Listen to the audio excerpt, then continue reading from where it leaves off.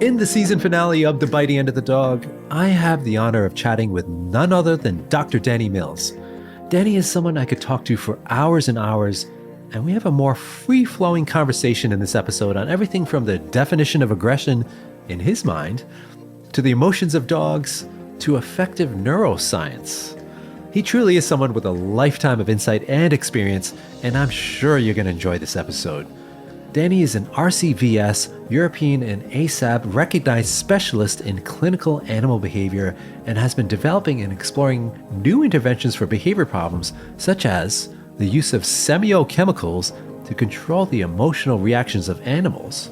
Over the last 25 years, he has led the development of what has become known as the psychobiological approach to clinical animal behavior at Lincoln.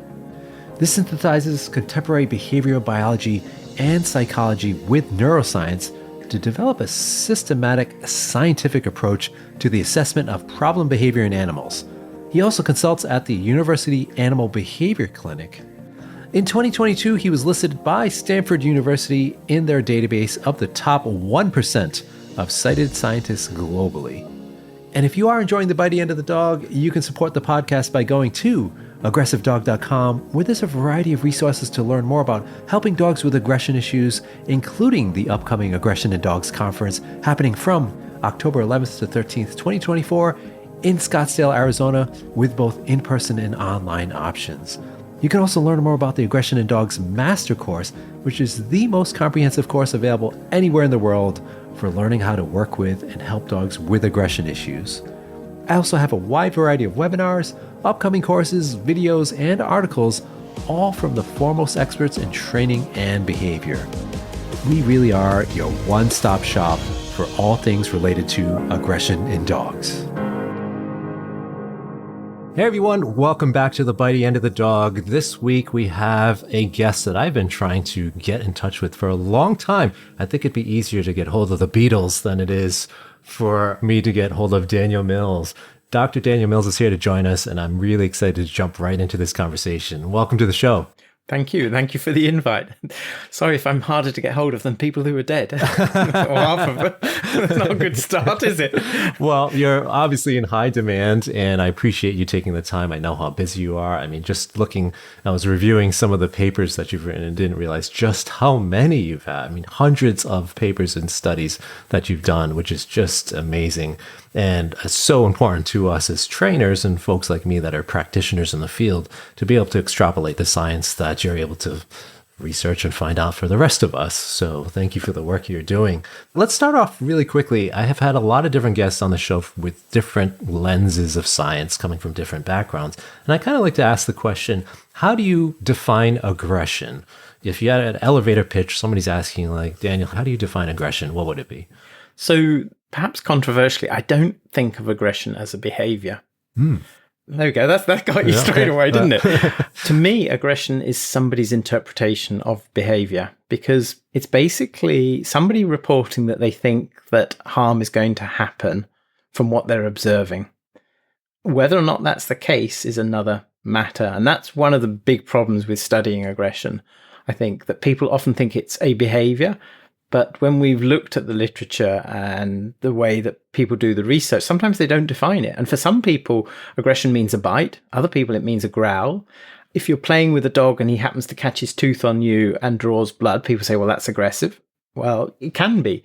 So I've actually made a large chunk of my career out of looking how we use words and trying to just get some standardization into it, because we often make the assumption that when somebody uses a term, that they're using it in the same way as us. And it's a big, big problem in relation to behavior, I think, and behavior conditions right across the board, not just with aggression, things like separation anxiety as well, what it actually means. And we have got to be really, really careful. So I talk about aggressive behavior, and I try, and I know I still slip into it, but I try and avoid the word aggression itself, because it makes people think that it's a defined behavioral unit that you can link to a particular stimulus or anything like that. And I think that's misleading. As I said, aggressive behavior is a style of behavior. It's a way of responding to a particular situation in a certain circumstance. And often it's somebody's interpretation, the observer's a third party, or sometimes it's the person who's the victim or potential victim, or feel that they're going to be the potential victim, even if they're not. And that, I think failure to recognize that can lead to all sorts of problems. I agree, actually. And, now that you've kind of dove into that a little bit more, even though my website is called aggressivedog.com, I try to actually avoid using those terms aggression or aggressive when describing a dog, and like you, I'd rather just focus on the actual observable behaviors, because the interpretations, when people start labeling things like that, can really be unfair for the dog, right? Yeah. You touch on the second point, which is the aggressive dog. And as soon as you label the dog, then people see everything that dog does through that lens. It's an aggressive dog. And I know we're probably going to end up talking about dangerous dogs at one point, but immediately everything, that a dog does gets labeled as being done because that dog is an aggressive dog. And when it does things that ordinary dogs do, well, people still see it as, well, it's because he's an aggressive dog. I don't know if you're familiar. There's the classic experiment by Rosenhan where he got some of his students to go into psychiatric hospitals saying that they could hear noises. And after that, they were to behave normally. And they kept notes. And he wanted to see how long it took for them to get discharged. Well, after several months, he had to go and rescue some of them, because everything they did then was seen through them having mental illness. And people couldn't see the normality of it. And the same will go with an aggressive dog. Once somebody labels that dog as aggressive, then everything it does, every time he makes the slightest little groan or anything like that, he's growling, and, that's because he's nasty. And it all becomes that sort of self-fulfilling prophecy. I think one of the things, about as humans, we naturally fall into a thing called confirmation bias. Mm-hmm. It's where we see what we want to that proves our point. As a scientist, what I try and do, not always successfully, but you try and step back from that, and you try and look for the evidence that can disprove an idea. And that's how you make the progress. Sort of, well, I know it can't be that. You can never prove your point in science. Science is always about dealing with uncertainty, never dealing with certainty. So, just that sort of nudging things along and trying to make those incremental changes and not just seeing what you want to see. I already like where this conversation's going, because the way you're framing this is we really need to empathize more with the dogs to understand truly what's going on versus what we're labeling them. That creates that bias that you were just talking about. So let's dive into that a little bit further, the reasons for aggressive behavior that we might witness in animals. And I've really been looking at emotions in dogs, much more so over the last 5 to 10 years than I would have earlier on in my career, because I'd focused much on behavior and sort of a behavior analytic standpoint, looking at just the observable behaviors and not really thinking too much about the underlying reasons or motivations as much as I do now, especially with emotions. So in your book, Dog Bites, which I actually have on my desk here, you have a number of other wonderful authors in that book. So it's a great reference for anybody listening in. Get that book, Dog Bites, because it's got some fascinating read. Just don't read it while you're eating lunch, because there's some pretty pictures. Gory pictures in there. Be warned. Unfortunately, in the bit on fatal dog attacks. Yeah. Yes. But you do talk about emotions, and from an effective neuroscience model as well. You had mentioned some of Panksepp's work, which I often reference when I'm talking about emotions. But is that sort of similar to what you're focusing on now? Are you still seeing emotions in dogs the same way? Yeah, science makes progress. And I had the good fortune of meeting Jaak Panksepp a number of times, and he's a very inspirational figure. One of his most remarkable achievements was he brought respectability to talking about emotions in animals. And it might surprise people, until 1998, when he published the first edition of that dog, it was considered bad science a lot of the time to talk about this. What I've been trying to do over the last 25 years or so is trying to develop a more systematic approach, exactly because of some of the issues that we've already touched on. When I looked at the sort of literature on dog aggression in particular, what I saw was that people were using a number of terms as if they were different forms of aggression, when actually they represented different psychological constructs. And let me just explain what I mean by that. So somebody might say that this dog has got food bowl related aggression, he's got possessive aggression, and he's got frustration related aggression, as if they're three different things. Whereas protecting the food bowl tells you the context. The protectiveness is the motivation, and the frustration is the emotion that is linked to protectiveness in that situation. And it can be linked with other emotions. We're not ever in one emotional state. There's always a mixture of them. And, the first thing that I really wanted to do was try to separate those things out so that, we recognize when we're talking about context, i.e. the situation in which it occurs. We recognize when we're talking about motivation, and that is what the specific goal of the behavior is. We use an adapted version of applied behavioral analysis, as a lot of people do there. However, the step that we make that is different is the sort of thing that will make applied behaviors turn in their grave, which is we use that not to identify or just look at the contingencies.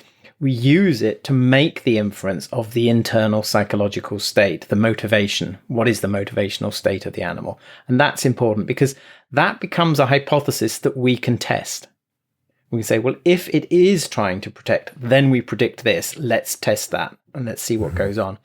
The issue of emotion. So what emotions are, unlike people sometimes talk about emotivations as if they're the same thing. And I see them as something quite different. When you think about the organization of behavior, the emotions, first of all, they tell you about what is important. They set what is important to you as an individual. And emotions is what makes individuals different. Two things, we value them differently. We look at that dog differently. He belongs to you. He's your dog. I might think he's a cute dog. You love him. Yeah?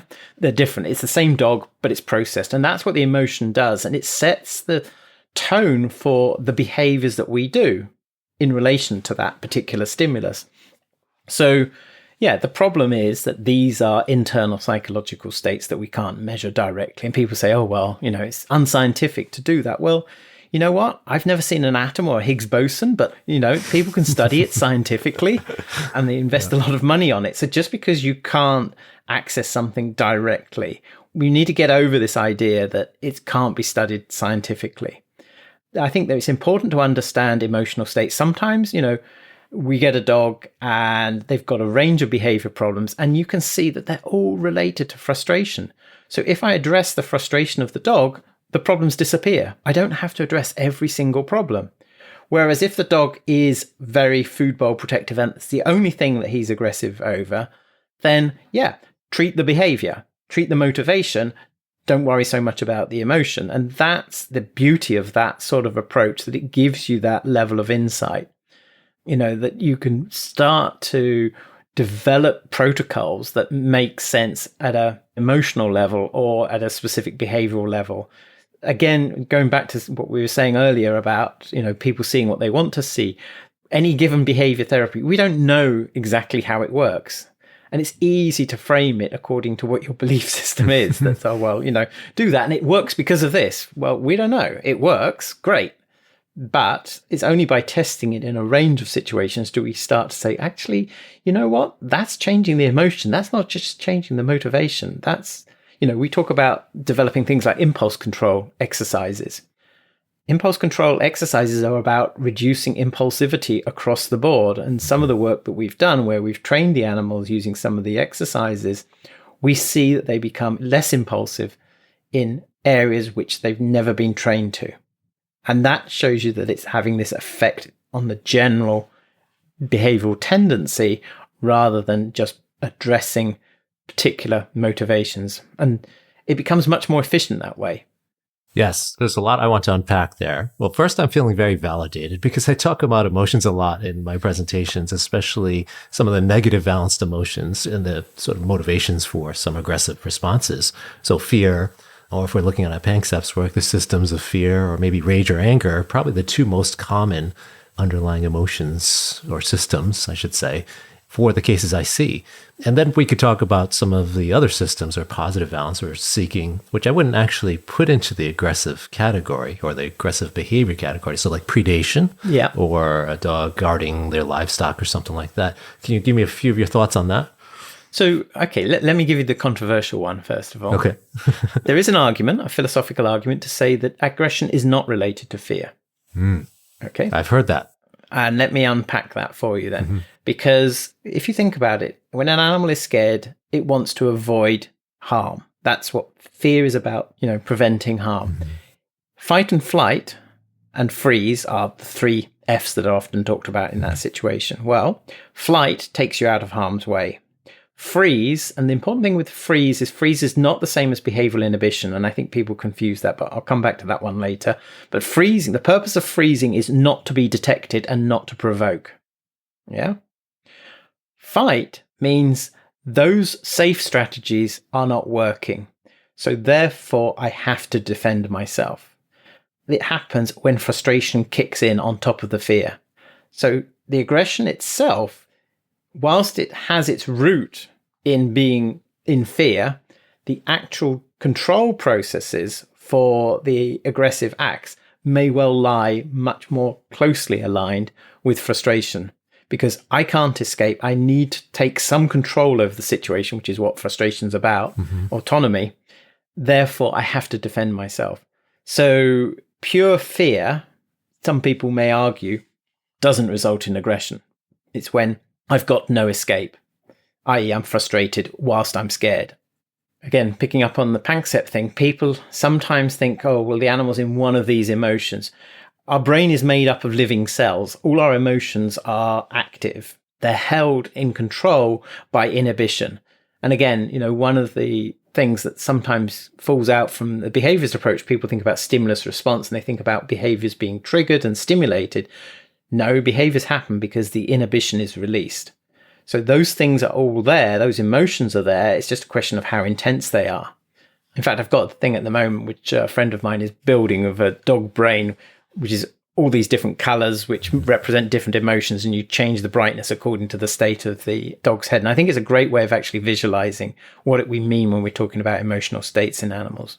I want to kind of jump off that question too, because I'm sure you're approached with many different new technologies and strategies for assessing all kinds of things in science, but especially when it comes to emotions. Do you see anything on the forefront where it's going to help us as practitioners or scientists to assess truly what's going on? So kind of thinking of Dr. Greg Burns' work with the MRI scans, those kind of tools. Do you see anything else on the horizon that's going to say, okay, this dog is probably experiencing this emotion? So I'm involved in some work at the moment with colleagues at the University of London and the University of Cambridge, where we're looking at mobile EEGs, so looking at brain waves, and we can do it in a remote way, and we can look at synchronization of EEGs between dogs and their owners. Now, this is an ambitious project. If it works, then I think that will be quite interesting to look to see, because there is this idea of emotional contagion and how dogs may potentially manipulate situations in order to unify the emotional states. I'm not saying they're thinking about any of these things, but it's just what they do. You try to operate in a happy emotional situation. Life's better for you in that. And that seems to be sort of a dog's mission in life. The technology is there and we could do it. What we don't have is the investment. That's the problem. Is just before COVID, we actually got some funding from the European Union for somebody to look at developing a whole battery of physiological measures that we were going to try and triangulate different emotional states in dogs. COVID hit, we couldn't access owners and their dogs. And unfortunately, it was really soul destroying for that poor researcher. And, she's pretty much left the field now. It's a real shame. I mean, we made some good progress there. And when we think about emotion, though, there's so many different elements of it. So you're probably aware, we did stuff on, first of all, one of the experiments that we did was to demonstrate that dogs must have some sort of concept of emotion in their head. And it's become quite an important piece of work, just trying to show that they have some categorization, they have some concept of emotion. To what degree they think about it is a different issue. We then have done a fair bit of work starting to look at the communication of emotions, which is another element of it. I have a PhD student at the moment who's looking at the idea of the importance of regulation of emotion, because that's another important property that you use various mechanisms. In fact, I was talking to one of my other students earlier this afternoon and talking to her about what we call auto communication. So the idea that you give signals out that are for your benefit and help you in regulation, and they help to regulate your emotions. So she's actually studying cats, and we're talking about rubbing and how that information may actually help reassure. I don't know about you, but if I go to a hotel and it's all pristine, first thing I do is empty my suitcase or backpack and just spread stuff around. So there's more familiar stuff for me to look at, and I feel more reassured and less at sea. And that sort of auto communication, but it serves an important role as far as regulating our emotions go, because you're in this strange room that seems just too sterile, and you want to make it more familiar and make yourself more relaxed as a result. And it's not an area that we've really looked at, and I think partly because we've not given emotions the attention that they deserve. But now that we are starting to consider emotions much more, then we can start to think of communication, not just in relation between two individuals, but also the things we do that help us regulate our emotions, which can include elements of auto communication. Yeah, because it's something as trainers, we talk about it all the time, but do we really know? So we talk about things like displacement behaviors, or even, calming signals is a debatable term, but in terms of, the dogs calming themselves or trying to calm somebody else, which is again, debatable, but we talk about it all the time, but we don't really know for sure if that's truly what the dog's intent is. Are they trying to self-regulate? Are they doing it for themselves? Are they doing it to communicate to something in the environment, right? Yeah. So one of the things, again, the more I've studied dogs and dog cognition, and I've increasingly saying this, that the more I think that dogs are not very smart. And what I mean by that, and I say that deliberately to be provocative and just make sure anyone who's drifting off at this stage thought, what? And I hope they're not just switching off. But dogs do not, I don't think, do that much by way of thinking. What they do is they're incredibly perceptive. Now, they do very human-like behaviors, but not with the rational thought, I think, that humans use.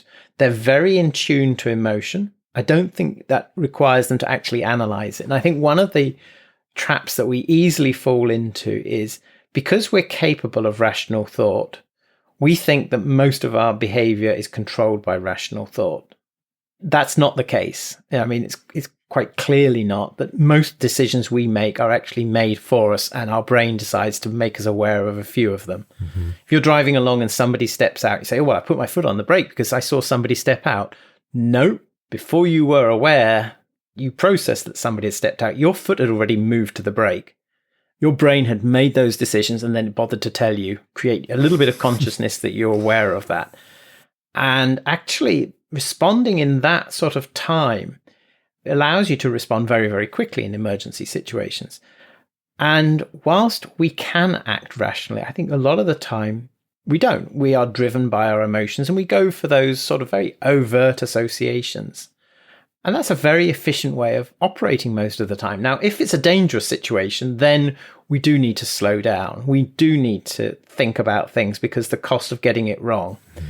I'm naturally an optimist for whatever reason. That's just sort of the way that I've developed. And I've been very successful. I've been very fortunate in the people that I've known and the people that have helped me in my career.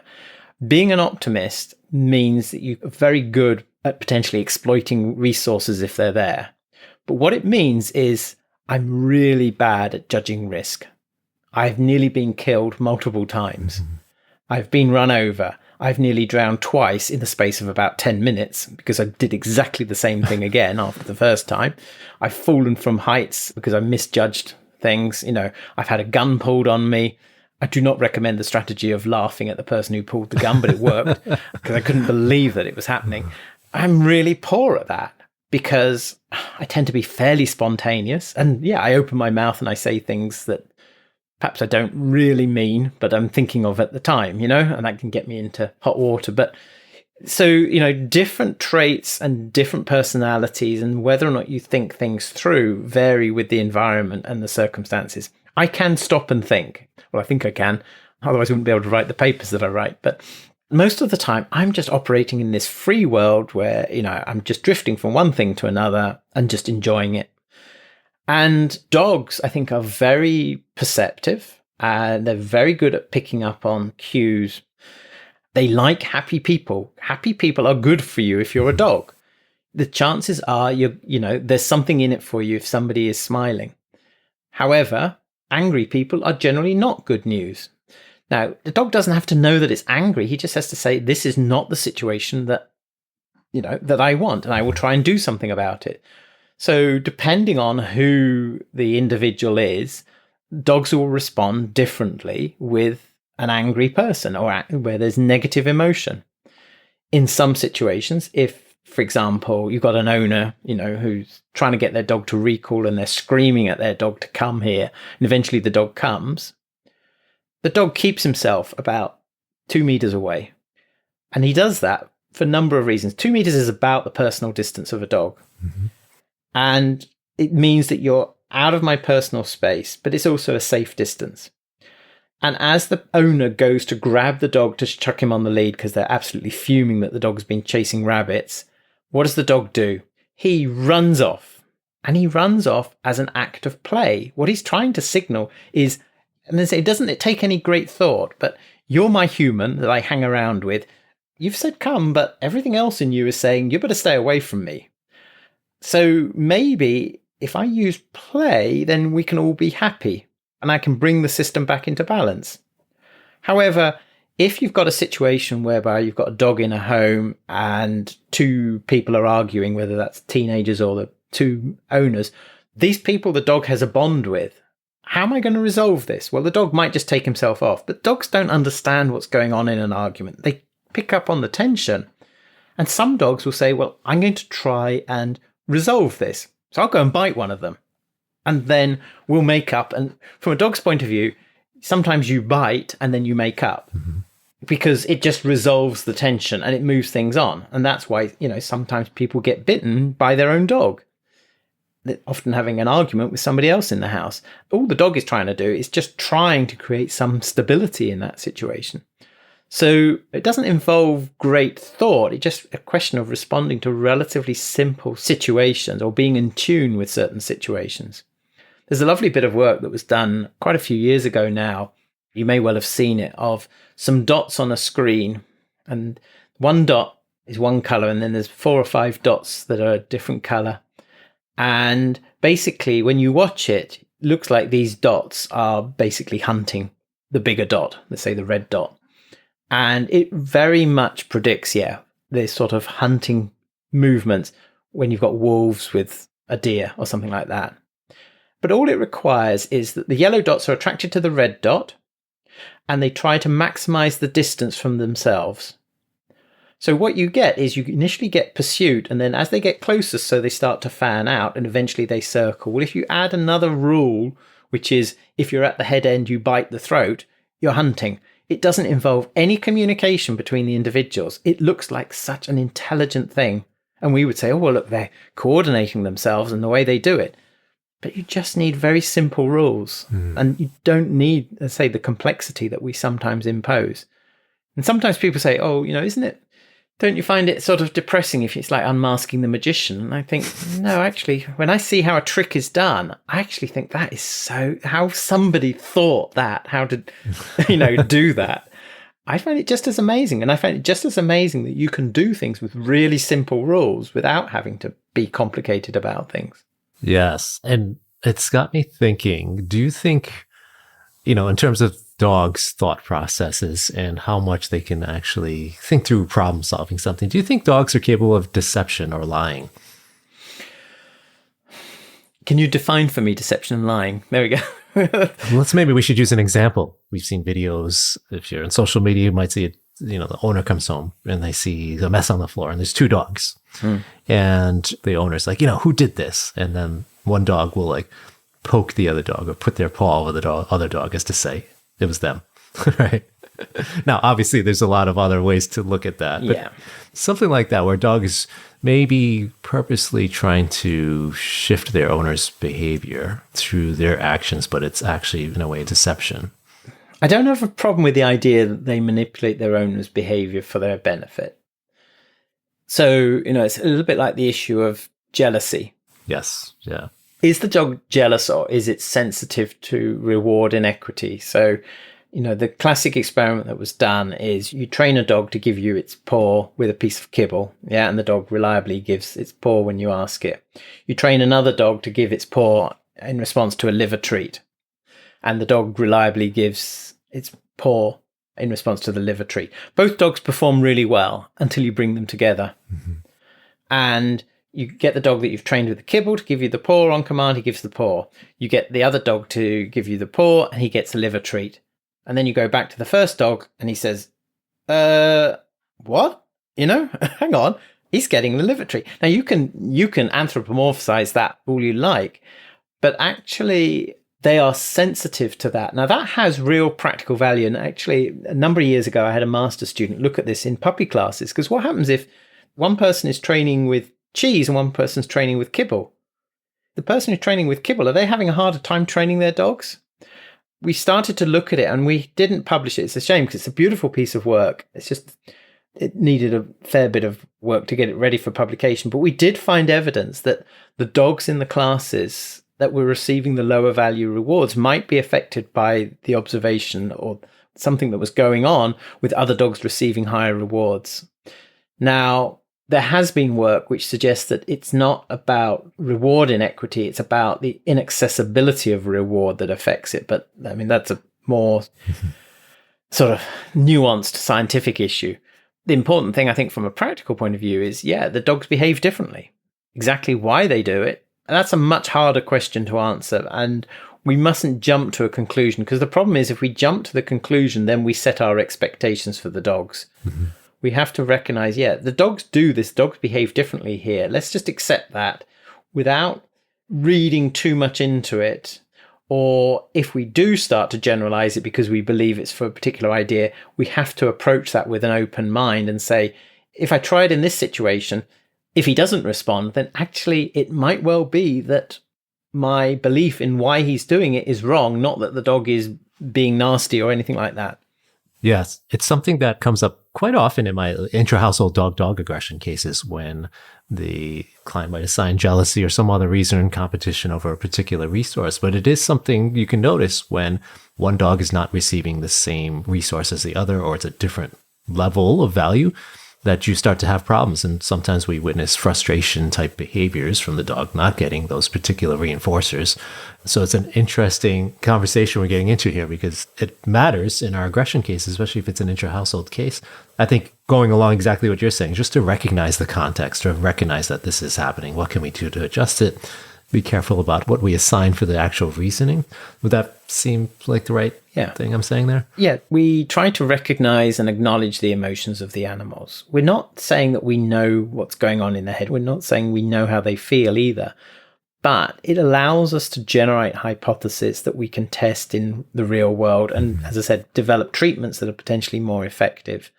And it allows us potentially then to predict risk better.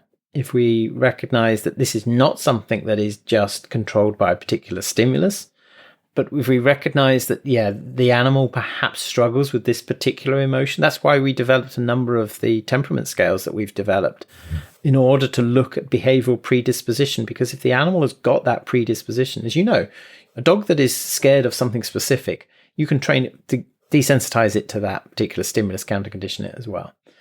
And that's fine. But if the dog is also temperamentally fearful, then it's almost certainly going to relapse. So your whole strategy of how you manage the dog in the future needs to bear that in mind. And it might be then that you need to think much more seriously about the use of medication to prevent the risk of relapse and help the dog generally cope and, improve the resilience of the dog. Very well said. And I'm going to take a quick moment to hear a word from our sponsors. And when we come back, I want to talk more about kind of the issues we're seeing with aggression cases in general, and are we seeing an increase? Are we seeing about the same? And what factors are influencing those things? So we'll be right back.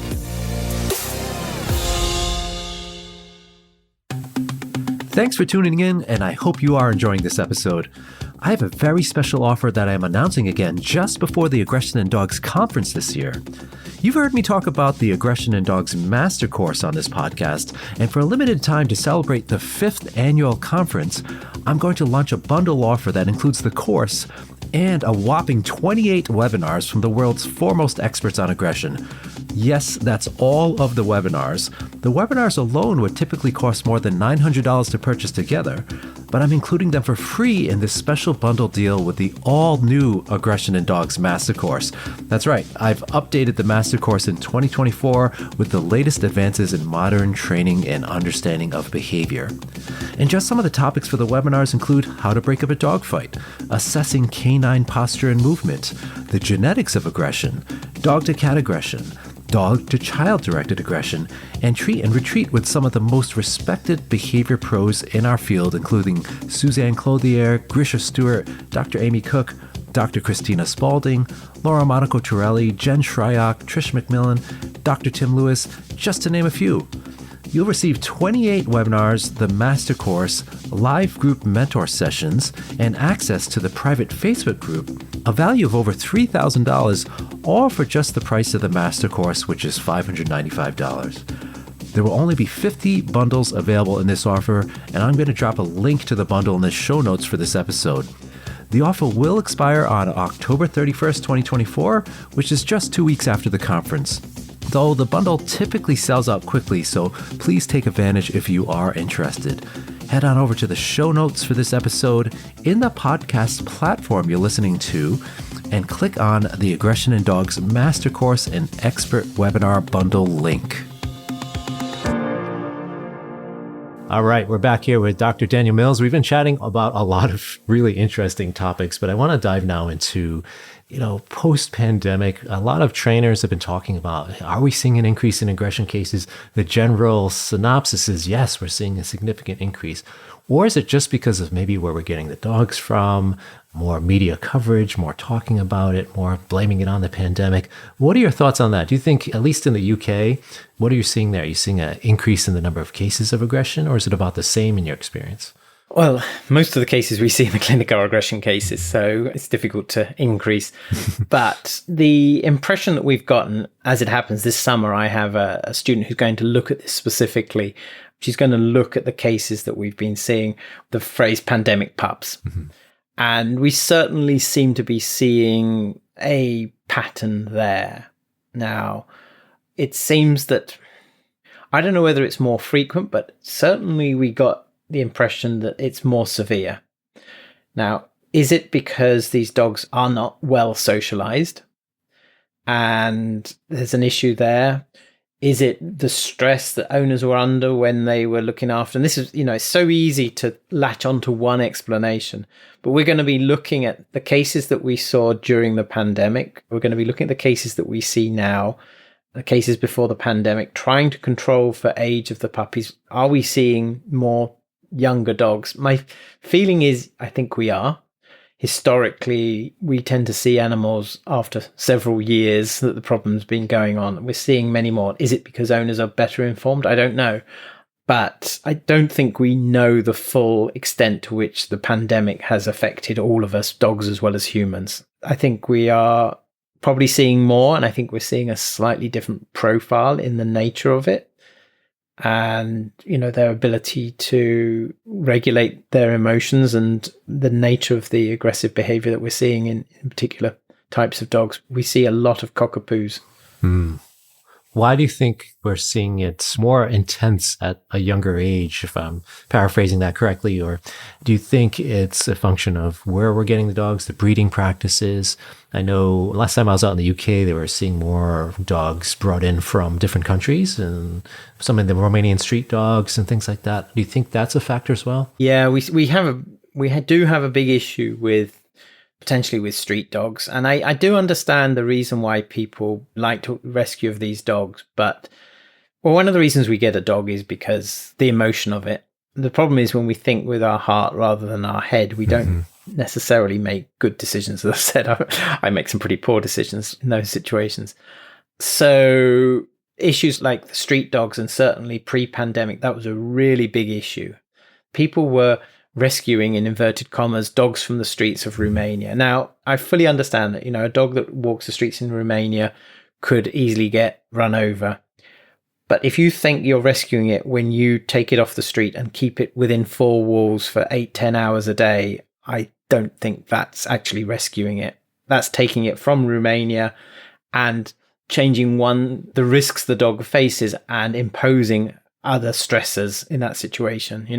They're not adapted. They're used to having that much more freedom. In fact, when I first graduated as a vet, I worked in a place called Plymouth in the southwest of this country. And a couple of doors down, there were a couple who came from Liverpool. And it was very much a cultural thing for people in Liverpool round about that time that when you went to work, you let your dog out on the street. It would be cruel to leave your dog shut up during the day. And this couple were from Liverpool, and they used to do that with the dog. And I just think, your dog's going to get run over. And they said, what else would we do? This is pre-dog sitters being widely available or anything like that. And you think, well, actually, they got a point there. If the dog is streetwise, does it have a better life? We've got, dog wardens and whatever, but it's an interesting sort of scenario, giving them that much more freedom. And certainly being in the home and not having control can be really problematic for a lot of dogs, that they will struggle in those situations. So we did look at what happened when the pandemic happened, and we looked at people both in the UK and the US, worked with a number of colleagues in the US to help us gather the data. And it just did seem that as lockdown happened, the dogs started to get frustrated, and they got increasingly frustrated as time went on. Now, I've had another student, again, we've not published it, but she looked at what happened when people started to go back to work. Interestingly, what she seemed to find, and we need to look more closely at the data, is we got problems again. So going back to work didn't solve the problem. And it seems that actually the really big issue for dogs was the change. Mm-hmm. So when people stayed at home more, it wasn't that they were at home more, it was the fact that there was a change in the routines, a big change in the routines. This is my take on it at the moment, and I know other people have got studies going and it may not be right, but as far as I can tell, it looks like when lockdown happened, that was a big change. That caused a lot more frustration in the dogs. People were at home for a while, assuming they got over that first hurdle. Then there was an increased risk with time spent at home. The quality of the relationship, there was started to get tension with increased time in that situation. Then when they went back to work, when you think, oh, well, those frustrations will be relieved. No, it's another big change in the routine, another big risk period at that moment as well. So there was a lot of unscrupulous breeding that went on during the pandemic as well. And maybe that's one of the reasons why we're also seeing increased problems as well. So I think we should resist the urge to just hang it on one particular explanation. There's a whole myriad of factors that went on. Right. People were stressed, people were out of work, not necessarily being able to get benefits or anything like that. It was incredibly stressful time.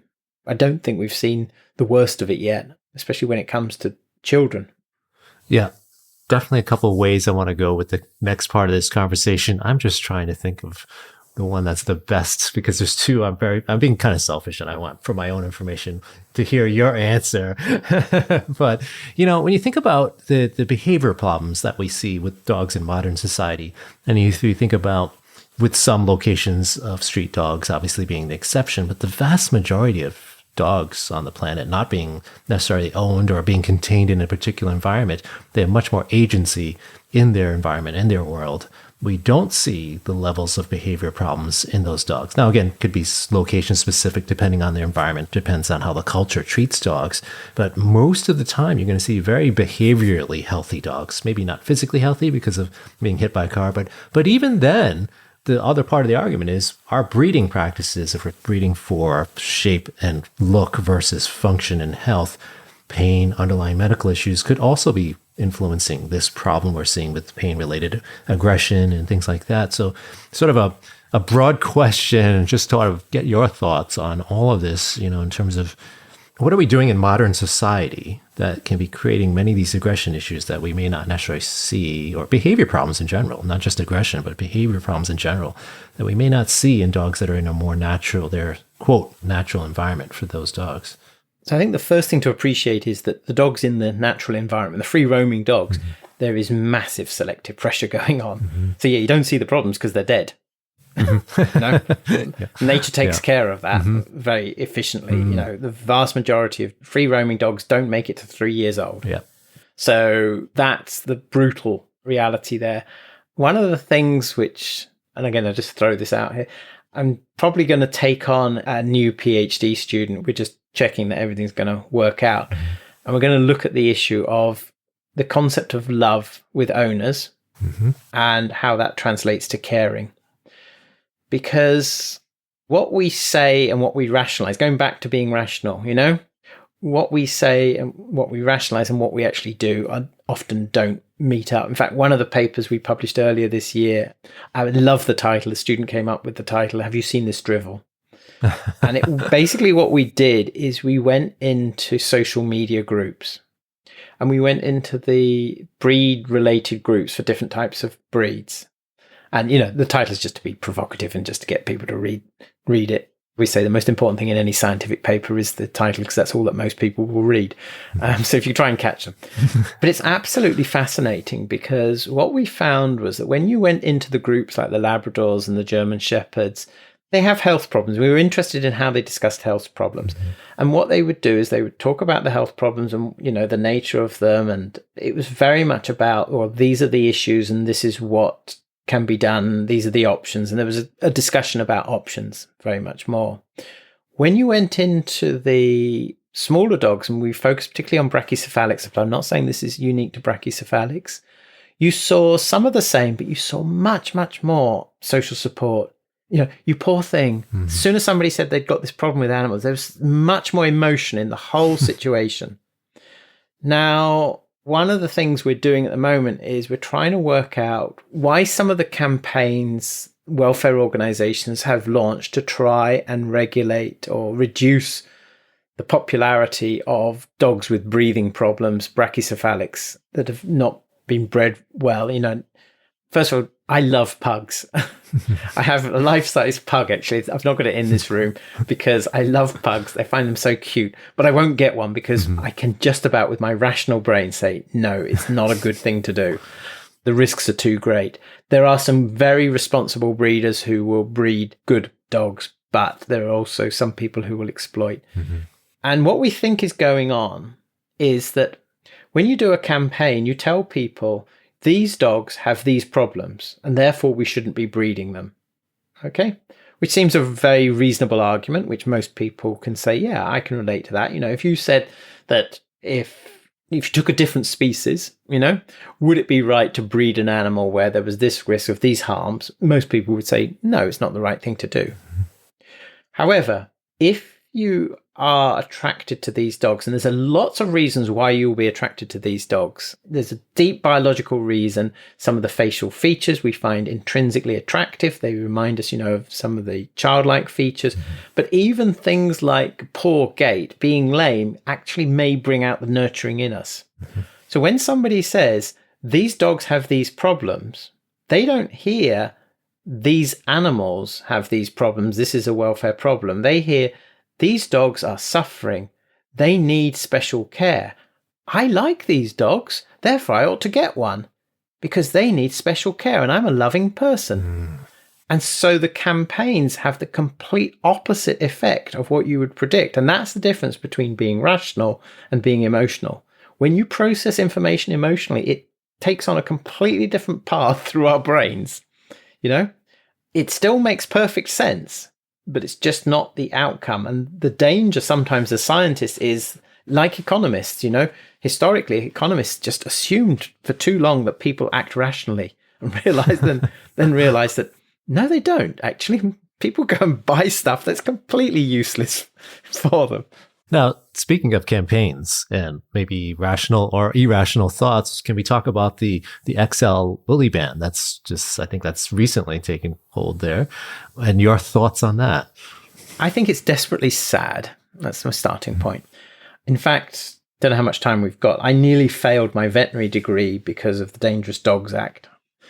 I was actually asked in my finals about a particular breed of dog, and I thought, dog behavior is one thing I can talk about. But I'll spare you the story for another time. But the problem that I have with the legislation, I have several problems with the legislation, and I'll just outline a number of them to start with. Firstly, I have a moral problem with banning breeds. A breed is a group of individuals that share a particular characteristic, usually a particular visible characteristic, that tend to breed with each other. In humans, we call it races. Yeah? In dogs, we call it breeds. In sheep, we call it breeds. If you ban breeds, you are racist. The two are the same. That, to me, is a problem, that you distinguish between individuals on the basis of what they look like, as opposed to what they've done. I have a number of other issues with it, in so much as in the UK, the legislation, originally it came with a mandatory death sentence with no discrimination. Well, we don't have death sentences in this country as a rule. It also came that you were guilty until you prove your innocence. The burden of proof was on the owner to show that their dog was not of the type, which again is completely contrary to the legislation. So, there's a number of real problems, ethical problems I have with that legislation. Quite apart from that, I think there are a number of other issues with the legislation, not least of which is, as I said, the idea that first of all, you've got to try and prove your dog is not of the type. Well, how are you supposed to do that? Because of the type, when you don't have a breed standard, I used to do an exercise with the students where I'd give them the American pit bull standard that was often used as being of the type and say, we could argue that if it's got over 50% of the characteristics listed here, then it is of the type. And a Dalmatian fits that. If your Dalmatian got seized and somebody said that's of the type, you'd have a real job trying to prove that it's not. In fact, even a Chihuahua potentially, might meet the type. I don't know. But you can do it with real dogs, with a whole variety of dogs, and show that it's very difficult. So it's not a clear criterion. But the other real issue here is that labeling a dog as dangerous, as we mentioned earlier, as soon as you label a dog as dangerous, you see it in a certain way. But equally, from a public health point of view, you create the impression that some dogs are dangerous, which means that some breeds of dogs aren't, which completely undermines the idea of sensible behavior and safe behavior around dogs. I'm the youngest of 5 kids. My mum had 5 of us under the age of 5. She didn't hang about when she got married. My 2 brothers were born first. My 2 sisters, there was a gap she lost one in between me and my sister. I had the dogs to play with. If I got bitten by the dogs, it was my fault. You don't do that. You leave sleeping dogs lie. Every child getting bitten is a tragedy, absolutely. But to put the blame just on the dog is completely insane and does not encourage good behavior. So making it about the breed of the dog, I'm not saying, genetics plays a role in behavior. But when we talk about breeds and breed-related behavior, we're talking about averages. And that's the midpoint, if you like, yeah? The variation around that is enormous. So just because it is a pit bull does not mean that it wants to kill you. Some of them do. Some Chihuahuas want to kill you. Some Dalmatians want to kill you. One of the most aggressive dogs that I had in the clinic that I can remember, it's the only time I've had to drop physically on top of a dog, was a golden retriever with a dietary allergy. And it just had these explosive rages. And in those days, I used to have the students in the clinic with me, and the dog had got hold of something on its way to the clinic, and it just started to explode. And I literally dropped on the dog to stop it from biting somebody. So you shouldn't make laws on the basis of averages and ban everybody of the type. As I said, that is racist. So that's where I come from. I'm not denying that there are genetic factors. But equally, the idea that a ban is going to solve the problem is naive. And originally, with the Dangerous Dogs Act, it was said, these people are fighting dogs. Well, I don't know if you've ever seen a dog fight, but in the UK, typically they might occur in something like a pub cellar. If your dog is remotely interested in people, your dog is going to lose the fight because the other dog will rip its throat out while it's busy looking at people. So it's a completely illogical link that dog fighting is linked to aggression towards people. Right. And you actually create a badge of having one of these types of dogs. So you create a market for a particular type of dogs. Yes, they're banning American bullies. We will be back in 5-10 years' time with the XXXL American Dog de Bordeaux or something like that, Yeah. They're going to go for something bigger and beefier, and, they'll just move on to something else. It's not going to solve the problem of irresponsible ownership. It's not going to protect people, sadly. It's not going to encourage safe behavior and responsible ownership. So sadly, I think it is just a political move which is going to harm people and harm dogs. Yeah.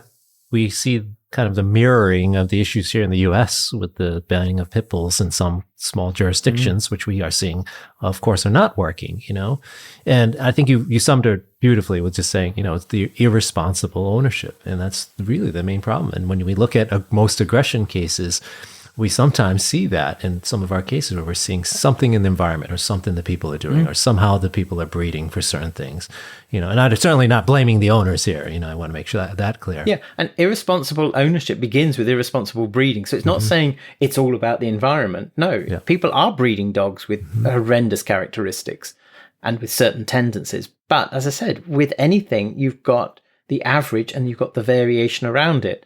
I don't know if you know, a number of years ago, we looked at Labradors compared to Border Collies and impulsivity. And the interesting thing is, there was on average some differences between the breeds. But the really big difference was when you looked at the working lines versus the show lines. In the show lines, there was very little difference between the two breeds. In the working lines, there were. So yes, you can breed for behavior, absolutely. But to think that behavior is determined by genes is so naive. Yeah. I love how we're talking about so many of these nuances. And I want to take a step back, if you don't mind, we were talking about the relationships. So the study of love, for instance, and, how much our relationships with the animal in our care or the dog in our care is going to impact their behavior. So looking at kind of the attachment theory or the different types of attachment, broad question, I know. Can you talk more about that as maybe in relation to the aggression cases where we see a particular attachment style or something going on in the relationship that typically impacts the likelihood of aggression from your observations?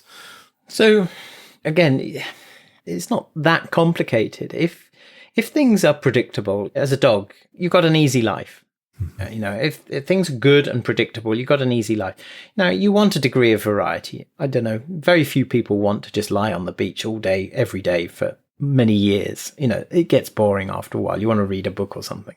So if everything is good, the natural state of the brain is to go and learn or play, and you learn through play and investigate. That's the default situation. So if you've got a secure attachment with your owner, you can depend on them, which means you can switch off a lot of the time. Now, if you've got an insecure attachment, and there are many forms of insecure attachment, but if you've got an insecure attachment, depending on the type of insecurity, you may make the prediction that my owner is of no value to me when it comes to social support. Yeah. In which case you become quite distant and you do your own thing. And you don't take much by way of point of reference from the owners. The really harmful type of insecure relationship is when your owner is unpredictable. Sometimes they love you, sometimes they seem to hate you. And I think it's interesting, and you've got to be very careful, but we've got some data which we are writing up, and who knows, by the time this comes out, we might even have it submitted. But this style of attachment whereby or caregiving, the owner is the caregiver rather than attachment. For me, attachment has several different meanings, again, even within the scientific literature. But for me, attachment is the bond between a care receiver and a caregiver. And I make the distinction between attachment styles. So a dog is attached to its owner, or an infant is attached to its mother. The mother is not attached to the infant. She has a caregiver bond, which has different characteristics. But if you look at the caregiving style that leads to insecure attachment in the care receiver, in this case the dog, that inconsistency where sometimes they're raging and sometimes they're loving, for want of a better term, then they're the dogs that are really struggling because they don't know what's going to happen. And we know, for example, in children where they've got parents in that sort of situation, they're the ones that really struggle with mental health issues. And that means that you're going to get a dog, if they are highly stressed in that situation, they're more likely to use aggressive behaviors. Absolutely. And as I said, the data we've got seems to indicate that as well, that that's where the problem is. Now, we've got to be careful, again, just preface this, because correlation is not causation. But when you start to look at the literature on risk factors with aggressive behavior, people have focused on the use of punishment or aversives in dog training. One of the problems with a lot of that work is it's epidemiological.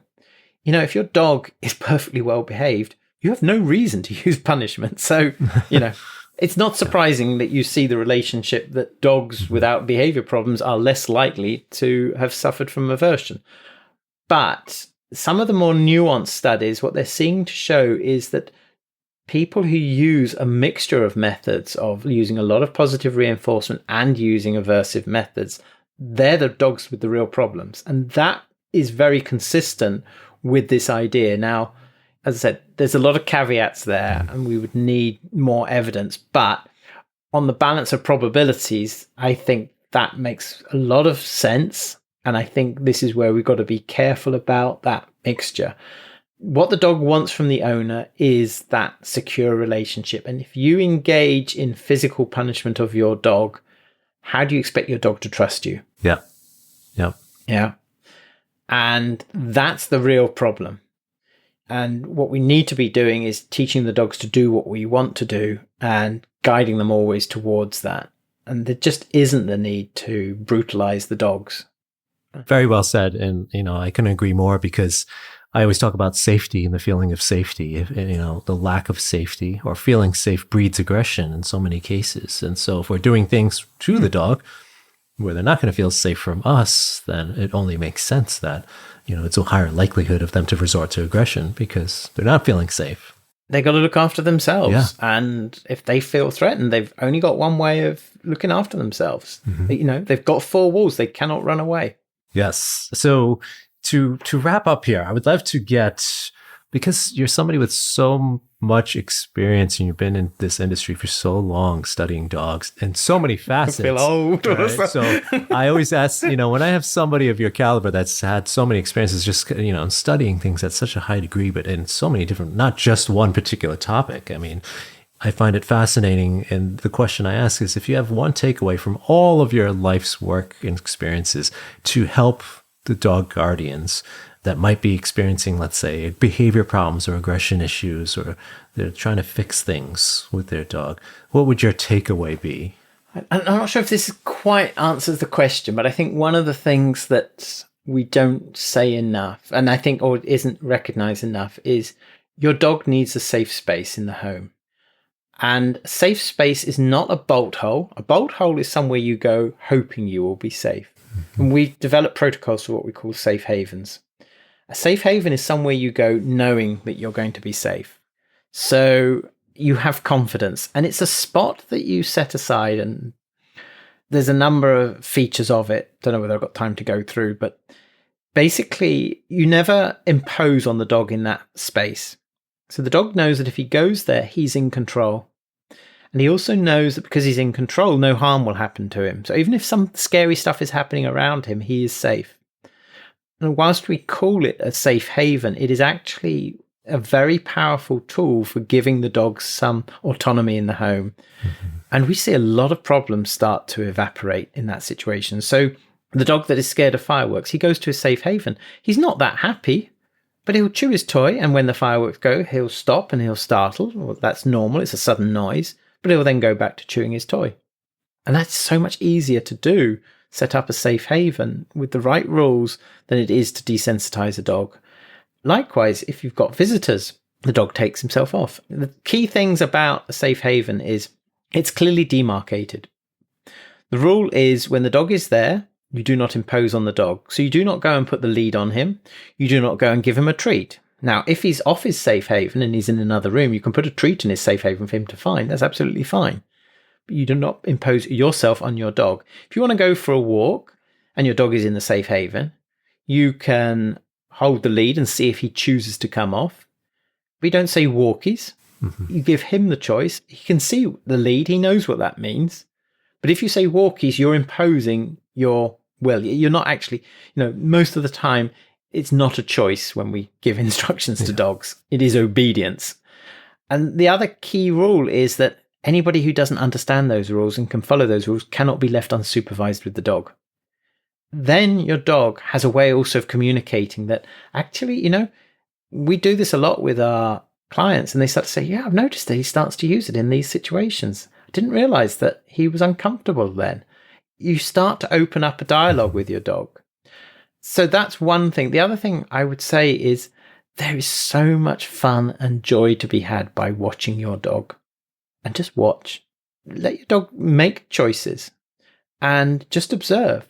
Formulate your own ideas and then test them and see if they're true. But don't set them up to try and confirm them, to say, well, okay, let's see how things go. We spend far too much time doing and not enough time, I think, looking. Very, very well said, and an excellent way to wrap up the show. Daniel, thank you so much. Where can people find you, and where can people learn more about the research you're doing? I have a presence on Google Scholar. So if anyone goes into Google Scholar, if you put dogs and mills, you'll probably find one of my papers, and then that will take you to my whole profile. So you can find it there. You can find my webpage at the University of Lincoln under the staff pages. Somebody set up a Wikipedia page about me. I saw that. Came as news. Yeah. I'm not sure how up to date it is. Somebody has to teach me how to do it. During COVID, I started to do a series of interviews with people who had inspired me, called What Makes You Click. If you go into YouTube and you put my name and What Makes You Click, what I really loved, I was so lucky to meet some really great people early in my career, and I just used it as an opportunity to catch up with some of them during COVID and beyond. And I haven't done anything for probably over a year now. I really ought to do some more. But some people aren't aware just how important some of these pioneers are and how important they have been in shaping the field. One of the things that really kicked it off was I was lecturing to the students about some of the protocols that we use in managing problem behavior. And I mentioned Vicky Voith, and the students just looked at me blank. I could have said, well, if I said Mickey Mouse, I would have got more recognition. And I thought, you don't realize that she's the person who wrote all these protocols and really codified it. And actually, we've become really quite sloppy in the application of the original protocols. So there is one with Vicky. The first one I did was with Kathy Hout, who's been very good to me. People like Ben and Lynette Hart, and many others. So if people are interested in just hearing me rabbit on and chat to other people who I find really inspirational, then there's that presence there as well. Excellent. And then as usual, I'll be sure to link to those in the show notes. I highly recommend that as well. The YouTube channel is excellent. I was listening in on some of those earlier on. So historically, it's also fantastic because, as you said, some of these protocols get shifted. So it's great to hear from the original pioneers. So absolutely. Yeah. Daniel, thank you so much. It's been wonderful. And I hope to see you again in the future. Yep, hope to see you again soon. Thanks a lot. Bye now. What an amazing way to wrap up this season. I'm incredibly grateful for the chance to connect with so many talented, knowledgeable, and passionate individuals in our community, and Danny was no exception. A special thanks to you for tuning in and supporting the show. Your support means the world to me and makes all of this possible. And thank you for everything you're doing to help the dogs in your life. I'm excited to kick off season 6 with more fantastic guests and hope to see or hear from you at one of the upcoming aggressivedog.com events. As always, stay well, my friends.